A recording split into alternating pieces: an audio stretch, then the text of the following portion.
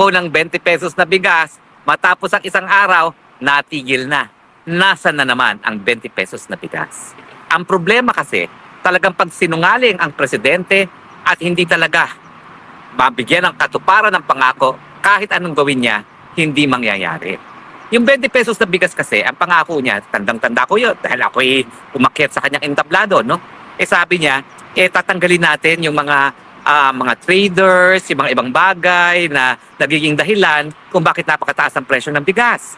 At pabababain nga niya yung presyo ng bigas. Hindi naman niya sinabi na magbebenta lang kami ng 20 pesos na bigas sa panahon ng eleksyon na alam natin ang siguro ang halaga ng bigas ay binibenta 45 at gobyerno magbabayad ng 25 para mabigyan o mabenta ng 20 pesos kada kilo ang bigas sa ating mga kababayan sa panahon ng eleksyon.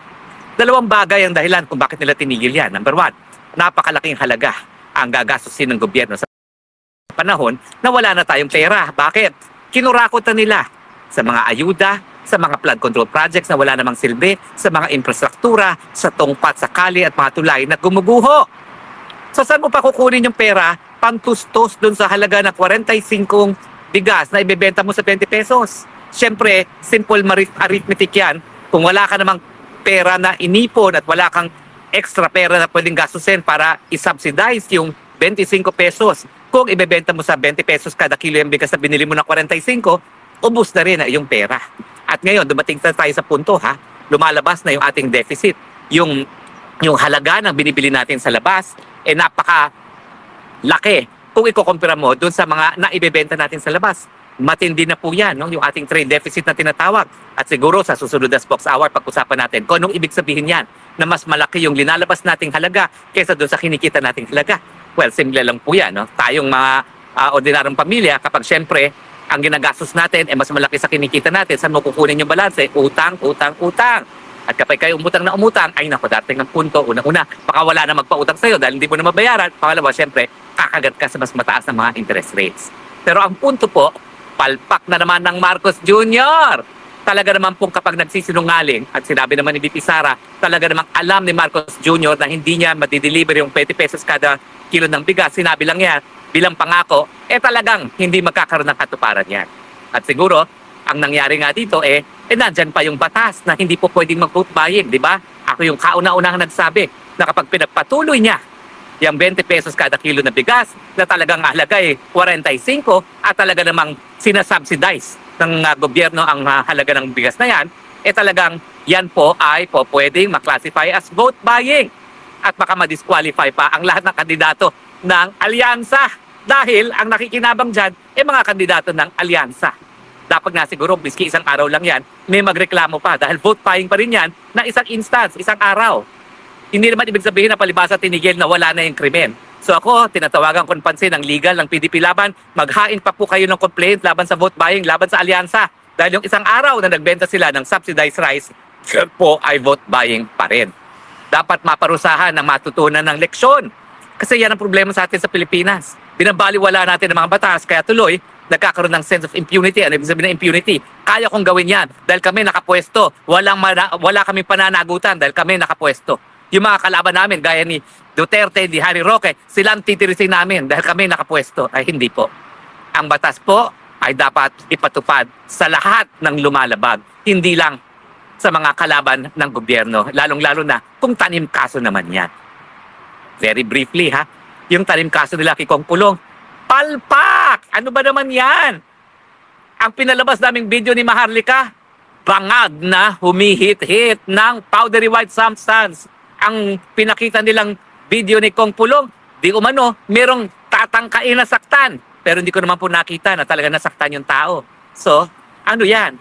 Wala pong kulong yan. Yan ba yung dahilan? Yan ba yung tingin nilang dahilan para hindi manalo muli si Kong Pulong?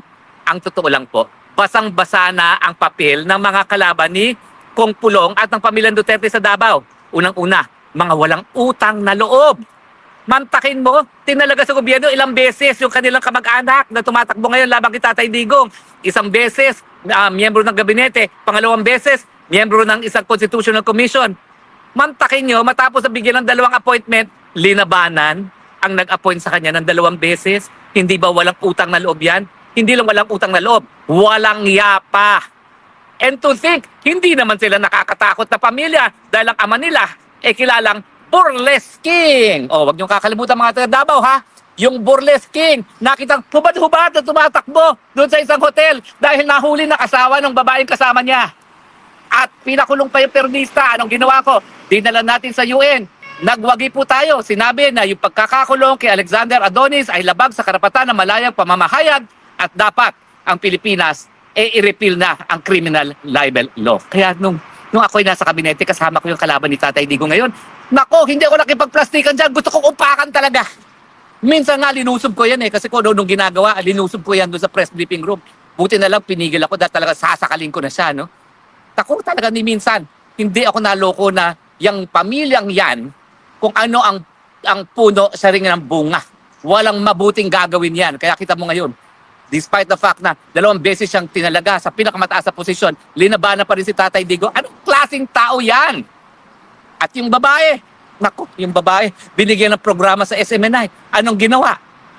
Matapos na sumipsip para magkaroon na kung ano-anong Biyernes galing sa Mr. Tambaluslos, ayun, tinira yung istasyon na nagpasikat sa kanya.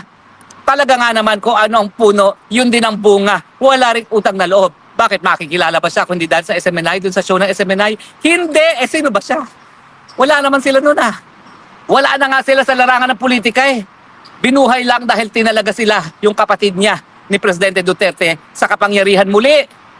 Kaya mga taga Davao, yan bang ihahalal nyo? Kahit ano pang pakita nilang mga video labang kay Kong Pulong, ganyan bang dugo ang gusto nyo mamuno sa inyong syudad? Naku, mahiya naman kayo sa inyong mga sarili kung ganyang tao ang ihahalal nyo bilang iyong alkalde at kongresista.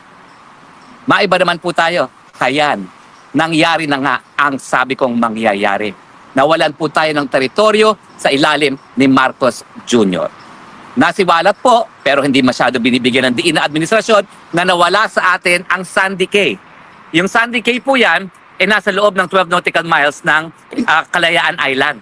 So kung tayo po ay magwawagi at sasabihin ng hukuman na tayo mayroong titulo sa Sandy Cay, sakop po ang sa Pag-asa Island pala o sa Pag-asa Island at within 12 nautical miles itong Sandy Cay ng Pag-asa Island, kung tayo magwawagi at sasabihin ng hukuman at kinakailangan po dali niyan sa hukuman hanggang hindi po yan nadidesisyonan ng hukuman o ng arbitration, wala pa pong kahit anong legal basis para sa kaninong nag-aangkin sa mga isla na sa kanila nga yung mga islang inaangkin nila. Kinakailangan dali niya sa International Court of Justice o di naman kaya sa binding arbitration na hindi mangyayari sa lalong madaling panahon. No? Pero ang punto, nawala nga po yung islang yan kasi itong Marcos Jr. nagtatapang-tapangan. Ang akala niya, sasaklolo si Tatay Trump sa kanya na kapag siya'y nakipaglaban sa China, I will be there. My support to you is ironclad. Ironclad my ass. Nawala na tayo ng isla. Nung panahon ni Ramos, nawala sa atin ang Mischief Reef. Panahon ni Noynoy Aquino, nawala sa atin ang Scarborough Shoal. Panahon ni Marcos Jr., nawala sa atin ang Sandy Cay. Pero wag po kayo mag-alala. Miski inkompetente at palpak ang Marcos Jr., ang law naman po sa international law, kung mapapatunayan natin na tayo talaga may titulo sa Pag-asa Island, baliwala po yung pag-occupy ng China dyan kasi nga you cannot gain territory through the use of force. Kinakailangan sa legal na pamamaraan. Pero habang nandyan po Marcos Jr., hindi po tayo makakaabot dun sa judicial settlement dahil hindi papayag ang China. Kung kayo ang China, papayag ba kayo? Hawak nyo na yung isla. Sa totoo lang, kapag hindi tumigil itong Marcos Jr. at talagang i-provoke ang China para lang sumaklolong Amerika na sa ganung paraan na Amerika yung susuporta sa kanya, baka pati pag-asa mawala sa atin. Itagaan nyo yan sa bato. Sinasabi ko ngayong araw, pag nagpatuloy itong ginagawa ni Marcos Jr., pati Pag-asa Island kukunin ng China. At kung sa pagkakaakala ni Marcos Jr. na sasaklolo si Tatay Trump, ano nangyayari ngayon sa Europe? Umatras na nga ang Amerika dun sa pag-uusap na kapayapaan sa Ukraine. Bahala na kayong mag-gira-girahan dyan. Bahala ng Europa sa kanyang seguridad. Wala na kaming pakialam dyan.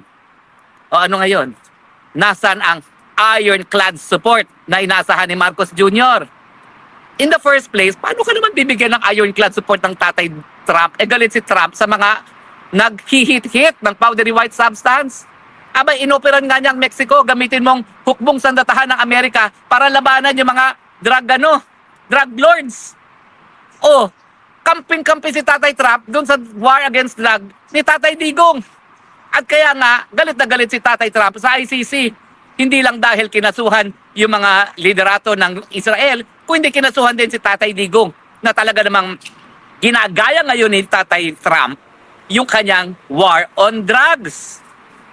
Gumising ka. Huwag mo tayong karad-karin sa gera para lang makuha ang suporta ng Amerika. Hindi mangyayari yan.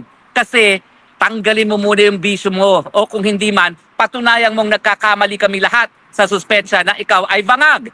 Paano? Sa pamamagitan ng hair follicle test. Pag ikaw nag-hair follicle test at negative yan, baka si Tatay Trump, kamayan ka na. Ano nangyari sa'yo dun sa punta-punta pa dun sa libing ng Santo Papa? Hello?